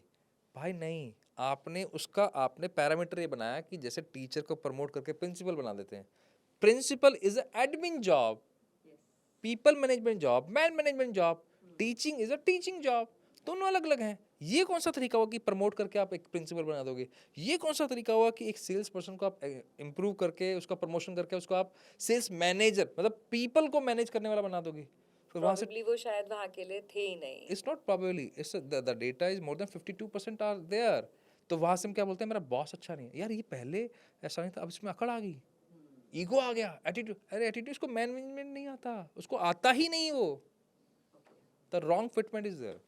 So that means कि in life, in corporate, in business, in school, everywhere in the society, आप जो देख रहे हैं ना, जो थोड़े से अनहैप्पी लोग हैं, तो वो लोग एक बार अपने आप को एक्सप्लोर करें कि उनका जो राइट फिट और राइट रोल है, वो उसको एक्सप्लोर करते रहें, तो शायद कहीं ना कहीं पे अपने आप को राइट फिट इन कर लेंगे। और अगर नहीं तो सर का एक बहुत अच्छा चैनल है, सर के चैनल पे आई मस्ट से मैंने कल रात को 3 घंटे उसको देखा और मेरा मन नहीं कर रहा था छोड़ने का। I was so hook to it. इनकी एक अपनी प्रेजेंस से आपको मैं बता दूं, he has a very good video on weight loss, healing, financial well being, emotional well being, children upbringing and what not, corporate Chanakya Niti, सब कुछ है इनके चैनल पे, बिकॉज इनके चैनल का जो टैग है ना वो है इंटरेस्टिंग स्टोरीज। आपने लिखवाया हुआ है, जेन्युइनली बहुत इंटरेस्टिंग है वहाँ पे। You have met so many people, आप शायद बिल्कुल परफेक्ट जगह पे आके अभी प्लेस्ड हैं, आप इंजॉय कर रहे हैं अपने इस प्रोफेशन को। And thank you so much for asking and saying this. अभी आपने बोला परफेक्ट जगह पर आके आप फिट हो गए हैं, हाँ, उससे पहले मैं भी कहीं और था। यस, अब आपने पीक परफॉर्मेंस पूछी थी, हाँ, तो मैं मेरे शहर में था, तो क्या मैं मेरे पोटेंशियल के अकॉर्डिंग जस्टिफाइड था? नहीं। ओके, तो मैं जैसे ही मेरी जगह चेंज हुई, मुझे सही जगह पता लगी कहाँ पे होना चाहिए, तो I am now enjoying the this journey. तो वंडरफुल, वो उससे बहुत सारे लोगों तक पहुंचने का मौका मिल रहा है। अगेन आप राइट जगह पे इसलिए आए क्योंकि यस पॉइंट था। दूसरा ये था कि आपको पोटेंशियल पता हो तो आप कर पाते हो। Yes, true. wonderful. So your family supported in the decision to come to a different city, move out, and because बहुत बड़ा मेरी decision है। वाइफ ने बहुत सपोर्ट किया क्योंकि एक स्कूल को हमें हैंड ओवर, मतलब हमारा स्कूल, मेरी वाइफ स्कूल चलाती थी एक किंडरगार्टन, तो वो हैंड ओवर किया हमने। मेरे पेरेंट्स बहुत सपोर्टिव हैं, जिन्होंने इस वक्त मुझे कहा कि ठीक है तुम जाओ, विल मैनेज। तो मेरा बेटा बहुत है कि वो बोर्डिंग स्कूल में, क्या I want to be in boarding school for 1 year, तब तक आप अपना एक्सप्लोर करो, तब देखते हैं क्या करते हैं। Wow. So everything just because you were doing the right thing and everything started falling in place for you. उनको ये समझ में आ गया कि यार ये ना टिपिकल वो वाला बिजनेस नहीं करने वाला जो हम हमारी फैमिली करती है। Traditional तो category. मुझे कुछ अलग करना था, और बिजनेस से ज़्यादा कुछ मुझे इम्पैक्ट डालना था। वो मेरा काम है जो मुझे, जिसमें मज़ा आता है। हम we are running a mission by the name of Safai, stress anxiety free all India. Oh, तो उस पर हम wonderful. काम करते हैं, और मुझे लगता है मेरा गोल वही है और मुझे उसी पे काम करना है। Wow. तो यहाँ पे एक और क्वेश्चन आपका पर्सनल लाइफ के लिए, तो मैनिफेस्टेशन ने आपके लिए क्या रोल प्ले किया इसमें? आजकल बहुत बात हो रही है ना इस पे। Honestly speaking, the secret book मैंने भी पढ़ी, और शुरुआत के दिनों में मैं क्या सन 2021 के आसपास या 20 के आसपास मैंने भी कोशिश की इसको करने की, लेकिन मेरे से हुआ नहीं वो। ओके, मुझसे अफर्मेशंस लिखी नहीं गई, ओके, ना मैं उसको रोज़ प्रैक्टिस कर पाता था, मुझे वो इरिटेटिंग लगता था ऑनेस्टली। हम्म, और मैंने आज तक कभी अपने चार्ट में या विजन बोर्ड पे कभी नहीं लिखा कि मुझे ये गाड़ी चाहिए या मुझे यूट्यूब चैनल शुरू करना, ये मेरे माइंड में भी नहीं था। मतलब कभी सोचा भी नहीं था कि मैं आंखें बंद करके भी सोच रहा हूँ, विजुलाइज भी कर रहा हूँ कि हाँ यार मैं यूट्यूब पे रहूँ, मैंने कभी नहीं सोचा। तो जब ये हो गया और जब ये मैनिफेस्टेशन जब सुनने लगा, तो मुझे लगा कि ये कैसे संभव है कि मैंने सोचा नहीं, मैंने किया नहीं, फिर वो हो रहा है, तो कहीं तो कुछ लूप होल है। तो पॉइंट ये है, मेरा आपसे सवाल है और आपसे भी, आप क्या चाहते हैं? जो आप चाहते हैं वो पूरा हो जाए, या जो आपके लिए बेस्ट है वो हो? आई थिंक जो हमारे लिए बेस्ट है। आप भी बताओ, कमेंट बॉक्स में बता देना। तो आपके लिए बेस्ट कब होगा? जब आप राइटली अलाइंड हैं, मतलब जब आपका चेतना, अवचेतना, यानी जिसको बोलते हैं mind, body and brain aligned है, आप वैसे हो जाओगे तो आपके लिए बेस्ट होना लग जाएगा, आपको अपॉर्चुनिटी दिखने लग जाएगी। नहीं तो भाई मांगने तो नहीं आया मैं पहले, मतलब मेरे को बड़ी अच्छी बात बताई कल, एक हमारे साथ गुरु माँ थी, मोनिका सिंगल जी, बड़ी अच्छी बात बोली कि ये कौन सी बात हुई, एक सड़क पे कोई मांग रहा है, एक मंदिर में जाके मांग रहा है, फ़र्क क्या है दोनों में? तो आप अपनी पात्रता बढ़ा लो, अपनी कैपेसिटी बढ़ा लो, अपने बर्तन का साइज बढ़ा लो, अपनी कैपेबिलिटी बढ़ा लो। आप अपनी कंपनी में किसको काम देंगे? जिसके पास कैपेबिलिटी अच्छी है, जिसको करने में मज़ा आता है। तो आप जब वो बढ़ा लोगे, देने वाले बन जाओगे, तो ऊपर वाला देने के लिए तैयार बैठा है। तो ये मेरे को ये इस जर्नी में समझ में आया कि मैं बार बार मांग नहीं सकता। हाँ, एक काम कर सकता हूँ, अपने सेल्फ डाउट को ख़त्म कर दूँ, अपने वाइब्स यानी कि ऑरा को स्ट्रॉन्ग कर लूँ, स्टेबल होना शुरू हो जाऊँ मन से और तन से, तो अपने आप चीज़ें होने लग जाएंगी, फिर वो बेस्ट देने के लिए तैयार बैठा है। Wow, very beautifully described, so this is great. मतलब आपने बहुत अच्छा सार दे दिया है जीवन का आज हम सब लोगों के लिए, कि कहते हैं ना ऊपर वाले से मांगोगे तो सब मिलेगा, बट आपको यही नहीं पता आपको वो देने के लिए कितना बैठा है तैयार। क्षमता आपको अपनी खुद नहीं पता है, उसको आपसे ज़्यादा पता है। He has a eagle eye to you. हम शायद एक मांगने जा रहे हैं और हमारे लिए समुद्र पूरा। हाँ, उसके बाद एरियल व्यू है ना। यस, अच्छा, दूसरा, मांगने के बाद भी तो संतुष्टि कहाँ मिल रही है? यस, आगे आगे अभी मान लो बढ़ते मैंने BMW मांगी, तो फिर मुझे लग रहा कि मेरे पास ये ले ली, अब फिर मैं उसको लेके उतना खुश क्यों नहीं हूँ? हाँ, दिस इज़ वेरी कॉमन। और आप मुझे बता दो, मतलब जिसको लगता है iPhone 17 खरीदना खरीदना खरीदना है, जिस दिन आ खरीदने गया, के पॉकेट में रखने के बाद ये भी याद नहीं रहता कि आपकी जेब में आईफोन 17 है। लेकिन आज भी उस आदमी को या उस पर्सन को ना अपना पहला फ़ोन याद होगा, उस पहले फ़ोन की खुशी याद होगी। हमारी सबसे पहली कार रिफाई में से वो सैंट्रो, वो आज भी नंबर भी याद है पूरी फैमिली को। और आज भी वो मेमोरीज़ हैं जब हम सारे साथ बैठते हैं तो वी इन्जॉय।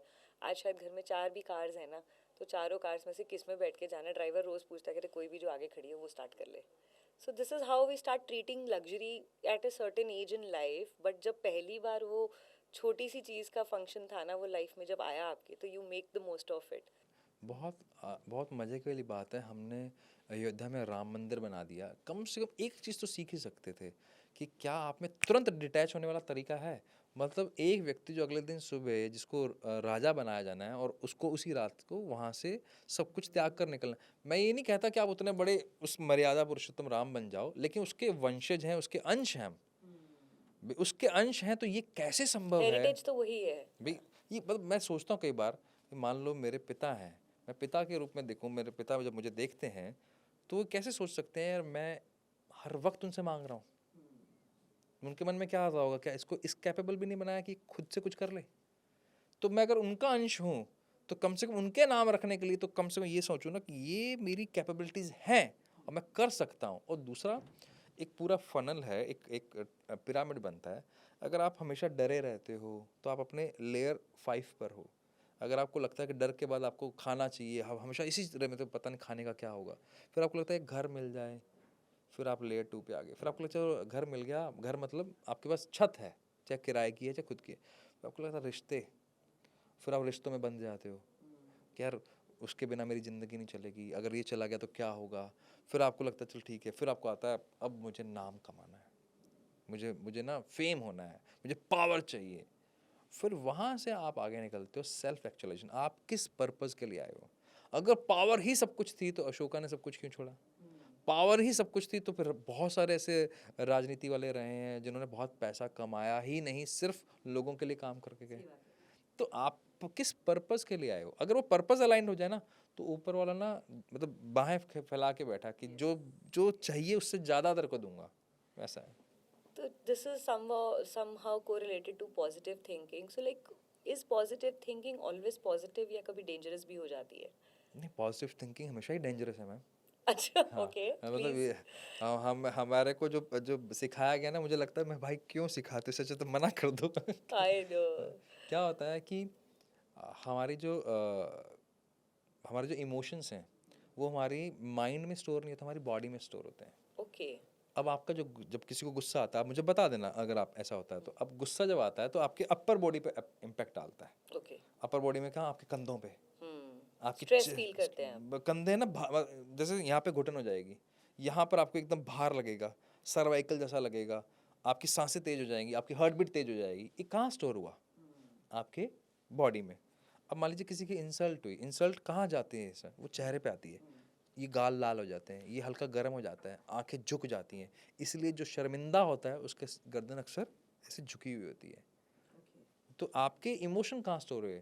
आप जब प्यार में होते हो, मोहब्बत में होते हो, चाहे वो अपने आपके पेरेंट्स के साथ है, अपने पार्टनर के साथ है, अपने काम के साथ है, आप कैसे, आपकी सांसें गहरी हो जाती हैं, आपकी हार्ट बीट बहुत शांत हो जाती है। You love it and you want to be. आपको टाइम ऐसा लगता है कि पता नहीं किस जोन में चले गए आप वो टाइम वाले फ्रेम से ही बाहर आ जाते हैं।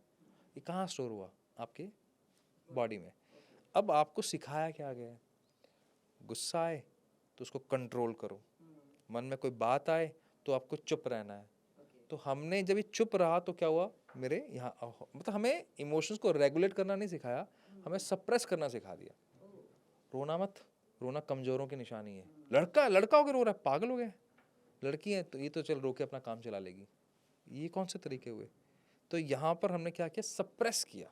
जब इमोशन सप्रेस किया, क्यों, क्योंकि मुझे पॉजिटिव दिखना है, जहाँ से हमने शुरू किया था।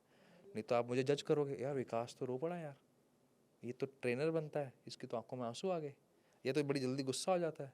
अपनी बात अगर मन की कह दी मैंने कि यार मुझे ये अच्छा नहीं लग रहा मैम, तो आप तो मेरे को जज कर रहे हो। और फिर मैं क्या करूँ, फेक पॉजिटिविटी। तो मैं क्या करूँगा, आप मेरे बारे में जज मत करना, मैं ना एकदम आपके सामने एकदम, ये बट वैसा ही है कि मैं बाहर से कपड़े अच्छे पहन के आया हूँ, अंदर से नहा के नहीं आया।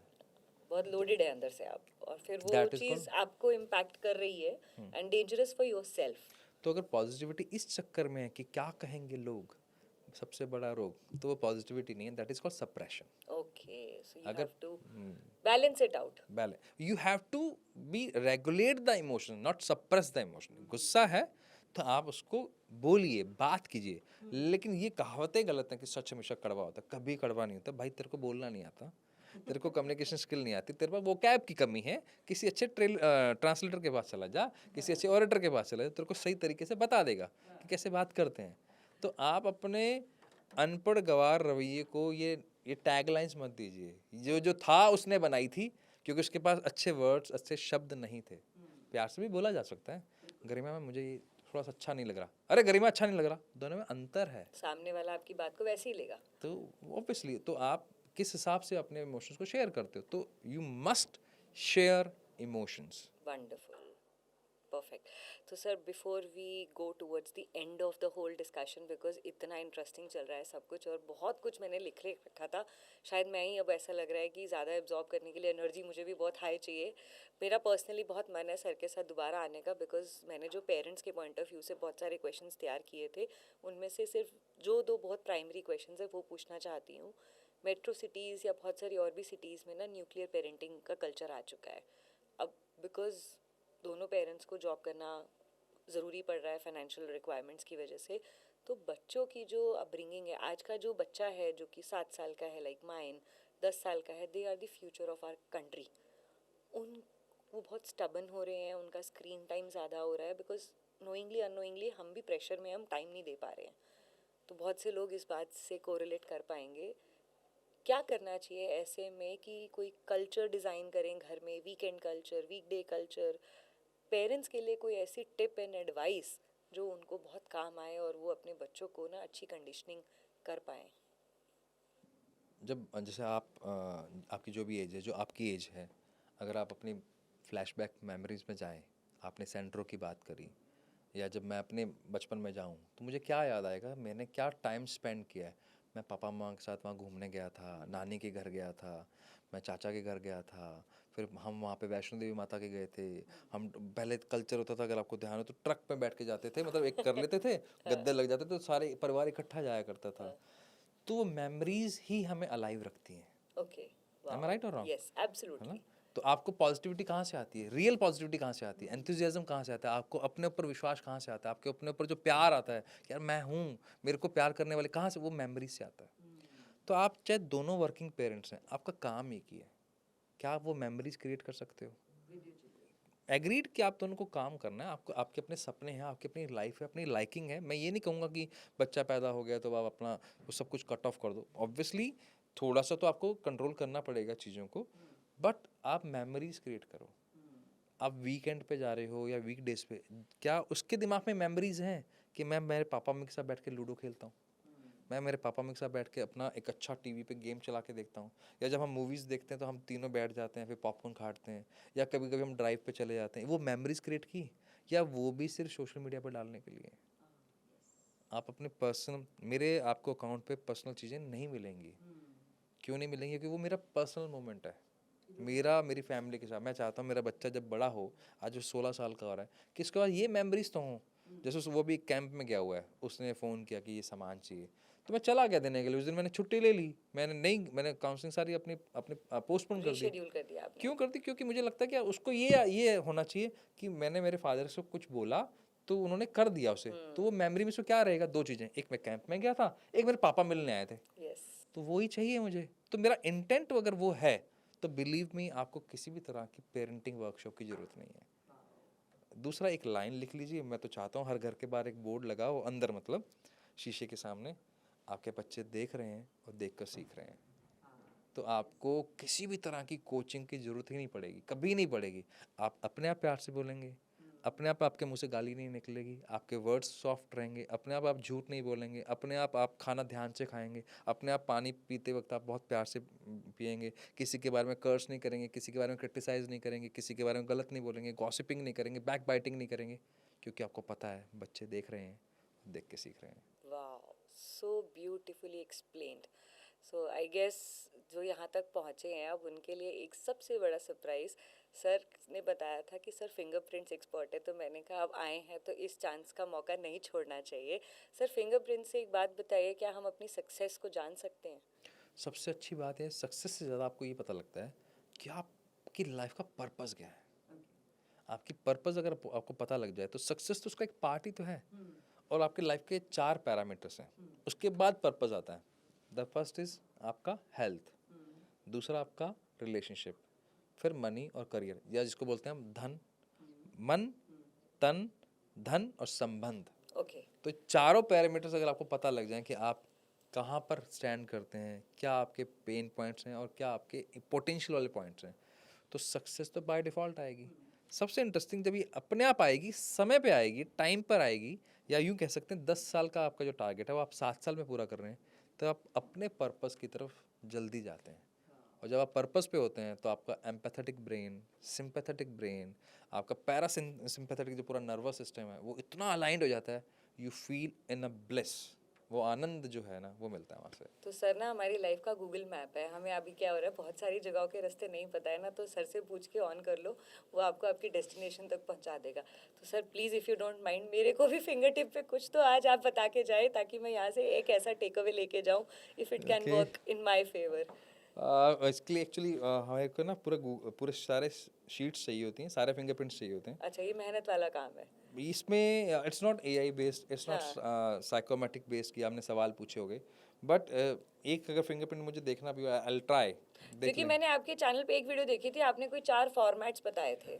हाँ, उन हमारे फॉर्मेट से ट्रेड्स पता चल जाते होंगे थोड़े बहुत, ट्रेड्स जैसे एटलीस्ट हम एक फॉर्मेट ढूंढ लेते हैं कि मैं किस फॉर्मेट में हूँ। मैंने कल कोशिश करी, मैंने टॉर्च जला के भी देखने की कोशिश करी, मुझे नहीं समझ में आया। तो इफ इट कैन हेल्प।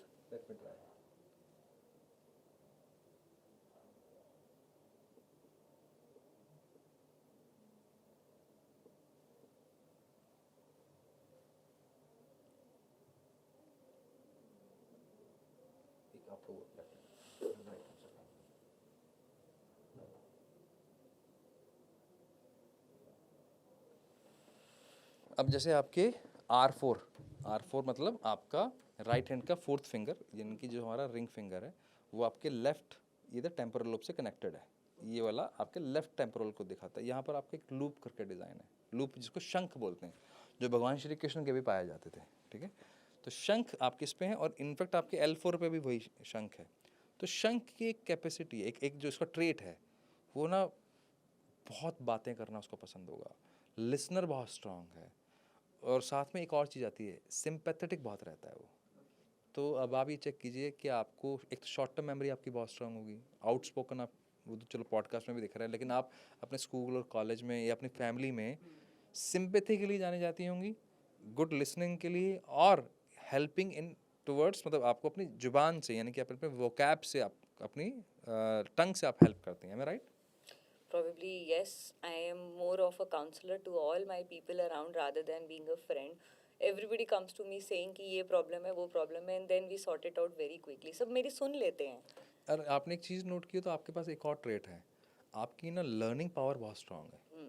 आप मतलब एक तो होता है किताब खोल के सीखते हैं, एक है अगर इसी कमरे में 6 लोग बैठे हैं और आप छठे नंबर पे बोलने वाले हैं, तो आप पांचों से वो सीख चुकी हैं वहीं बैठे बैठे, तो आपकी लर्निंग पावर शुरू से स्ट्रांग रही है, राइट? Yes, yes, तो वो yes. शंख की कैपेसिटी है। Okay, तो दैट absorb में करते हैं हम। एब्जॉर्ब बहुत स्ट्रांग एब्जॉर्ब करते हैं, और फ्लेक्सिबल भी बहुत हाई लेवल पे होते हैं। तो फ्लेक्सिबिलिटी भी होती है। तो उसका नेगेटिव एक ही होता है कि कई बार वो चीज़ें भी एब्जॉर्व कर लेते हैं जो उनको नहीं करनी नहीं चाहिए। करनी चाहिए। I do agree to that. तो वो मान लीजिए उसका आप, हाँ, किसी, रेपकर्शंस भी होते हैं। हाँ, मान लीजिए आप किसी ग्रुप में, क्योंकि आपके ब्रेन के पास फिल्टर नहीं है ना कि ये नहीं सीखना, ब्रेन तो एब्जॉर्ब कर रहा है। अब वहाँ से टॉक्सिसिटी भी आ रही है और वहाँ से पॉजिटिविटी भी आ रही है।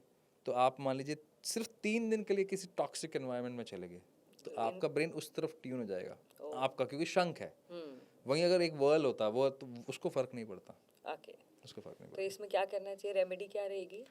पड़ता। इसका बहुत आसान सी रेमेडी है, always check your associations. Okay, कि हर वो आपको रेजोनेट करता है कि नहीं करता है। अगर मान लीजिए आपको ये फीडबैक मिलेगा कि घर में आपको गुस्सा बहुत आ रहा है, या आप बहुत जल्दी इरिटेट हो रहे हो, या आपको खुद को फील हो, या कोई फीडबैक मिले, तो just check your surroundings, that's it.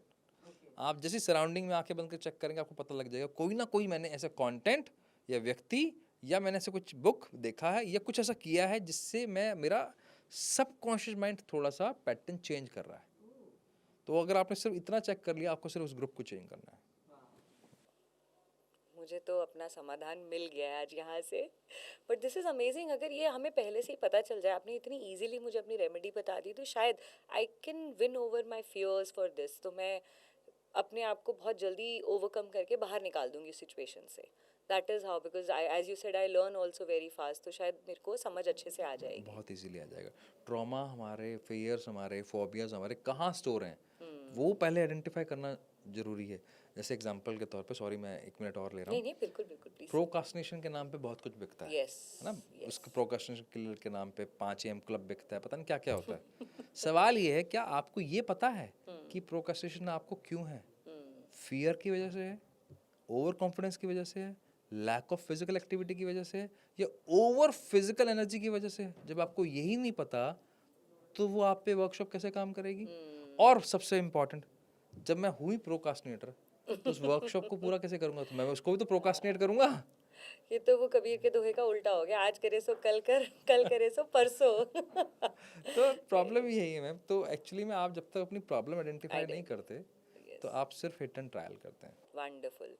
Before we summarise the whole episode, sir एक चीज़ और जाते जाते ऑडियंस के लिए बता के जाएं कि लोग 2026 में एंटर करने वाले हैं। आपने बहुत सारे लोगों को 1% में आने का तरीका भी बता दिया है, यस लाइफ का भी एक फॉर्मूला दे दिया है। तो अब अपने मॉर्निंग रूटीन को हम कैसे डिसिप्लिन से मेंटेन करें, और एवरेज साल में 365 डेज होते हैं, कितने दिन अगर हम डिसिप्लिन में रह लें तो हम थोड़े बेटर कैटेगरी में आ जाएंगे? ये भी एक नंबर थोड़े से आप बता दो। आपने बहुत सारे परसेंटेजेस दिए, रोज तो करना पॉसिबल नहीं है क्योंकि। रोज करना पॉसिबल, कुछ चीज़ें हैं। अच्छा। कुछ चीज़ें हैं, जैसे एक तो इस मिथ से बाहर आना पॉसिबल है कि जो सुबह ब्रह्म मुहूर्त में उठते हैं वही कामयाब होते हैं। ऐसा ठीक है कहीं नहीं है भाई कि 3:30 उठूंगा तो ही कामयाब होऊंगा। जी। आपकी बॉडी क्लॉक है, बेनिफिट मिलता है, लेकिन ये नहीं कि कामयाबी का स्ट्रक्चर वही कि 3:30 बजे उठ के ही मिलेगी, ऐसा नहीं है। तो इसके लिए एक फॉर्मूला है, पांडव फॉर्मूला जिसको बोलते हैं। पी स्टैंड्स फॉर, जब भी आपको कुछ बोलना है, बात करनी है, एक्शन लेना है, इन्वेस्टमेंट करना है, स्किल सीखनी है, किसी से कुछ बहुत ही कन्फ्रंटेशन करना है, तो P stands for pause. 30 second का एक पॉज ले लो, हमेशा लो, आदत डाल लो, ताकि आपका ब्रेन, जो लिम्बिक ब्रेन है, वो शांत हो जाए। तो आपका हमेशा डिसीजन अच्छा होगा। फिर पी के बाद आता है ए, क्योंकि आपको पूरे 365 दिन आपको ईजिली चलना है। तो ए कब चलेंगे? जब आपके पास एम्बिशंस होंगे। मेरा एम्बिशन है कि यार मैं 10 लाख लोगों तक पहुंचूं, तो एम्बिशन है मेरा। मेरा एम्बिशन हो सकता है मेरे बैंक अकाउंट में इतना पैसा हो। तो एम्बिशन नहीं है तो आप उस पर लिए काम ही नहीं करोगे। तो जो प्रोकास्टिनेशन है वो that is lack of ambition. Ambition. Wonderful. अब यहाँ से एक और चीज़, एम्बिशन है वो पूरा नहीं आएगा तो आएगा एनजाइटी। तो ओके। उसको ना आए तो आपको N, N stand for needs. मुझे बेसिक नीड बताओ कि मेरा काम है भाई वीडियो डालना, मैंने मेरा काम कर दिया, चाहता ये हूँ मिलियंस पे जाए, नहीं गया तो बट आई एम सेटिस्फाइड। मेरा काम है रोज मैं 100 लोगों से बात करूं, मैं 2 से कर पाया। मेरी नीड क्या है? बात करना। बात करना। 100 से नहीं, वो मेरा एम्बिशन है। तो नीड से मेरी एंजाइटी खत्म हो जाती है। ओके। फिर डी, फिर ये होता है कि डिसीजन लिया आपने, आपने एम्बिशन रख लिया, नीड आ गई, आपके पास पॉज ले लिया। तो नॉर्मली लोग डिसीजन नहीं लेते। क्या अब आप एक्ट करने वाले हो? डिसीजन यानी कि येस और नो, करोगे या नहीं करोगे, वो डिसीजन ले लो आप। फिर लास्ट में जहाँ पे आपने मेरे से पूछा, ए सेकंड लास्ट, अच्छा आपने डिसीजन ले लिया तो आप हमेशा कंसिस्टेंट कैसे रहेंगे? एसोसिएशन, आपका संगत डिसाइड करेगी कि आपकी संगत में से लोग हैं जो आपको पूछते हैं, गरिमा आज भी नहीं किया ना, आज किया नहीं किया, आज कुछ अच्छा सोचा था, आज किसी की मदद की, आज किसी को काउंसल किया, किसी को गाइड किया। तो वहाँ पे गरिमा जी को लगेगा कि मैं ना इस पर रहूँगी, नहीं तो फिर रोज़ पूछेंगे, फिर अच्छा नहीं लगता हाँ मुझे, फिर यस। मैं आंखें नहीं मिला पाऊँगी। लास्ट आपका वी, इसको आप एक बार वेरीफाई कर लीजिए, जो आप कर रहे हैं रात को सोने से पहले सही कर रहे हैं। वंडरफुल। बस इतना सा काम कीजिए, आप कंसिस्टेंट रहेंगे, आप हमेशा उस लेवल पे रहेंगे जिसको बोलते हैं पीक परफॉर्मेंस। वाओ वाओ, 2026 का सक्सेस फॉर्मूला आपकी अपनी ग्रोथ के लिए, जो हमेशा सर कहते हैं Pandav, he has given it to you, and guys you have a victory on your cards. Please please please, it was an amazing conversation and I'm so happy today to get so many takeaways from this wonderful person, and I think मेरे पक्के कुछ अच्छे कर्म थे जो आज मुझे ये सब देखने को मिल रहा है, enjoy करने को मिल रहा है, आप लोगों के लिए बताने के लिए मिल रहा है, and I'm so thankful to everyone watching and thankful to you sir for giving your precious time. It was a wonderful conversation. Looking forward to see you again. Same है, मुझे भी बहुत मज़ा आया क्योंकि आपके क्वेश्चन बहुत ही मतलब इतने सारे लोगों से मिलते हैं। मैं जब आपकी डायरी देख रहा था कि आपने कितना पढ़ा है, हाँ जी. एंड दैट इज शोज कि आप कितना इंटेंट रखते हैं अपनी ऑडियंस के प्रति। Wonder, yes absolutely sir, because अगर कोई 1 घंटा हमें दे रहा है तो मुझे ऐसा लगता है उस 1 घंटे में हम अपना सारांश उनको दे के जाएं और उनकी प्रॉब्लम्स को अगर सॉल्व कर देंगे तो will be a step ahead of in our life कि हमने 2 लोगों की और मदद कर दी. यही उद्देश्य से चल रहे हैं सर. ठीक है, thank you so much guys. Please mention in the comments अगर आपको और कुछ पूछना है तो we will answer to it. And sir का डिस्क्रिप्शन हम दे देंगे. Please you are feel free to ask whatever you want to ask from him. Thank you.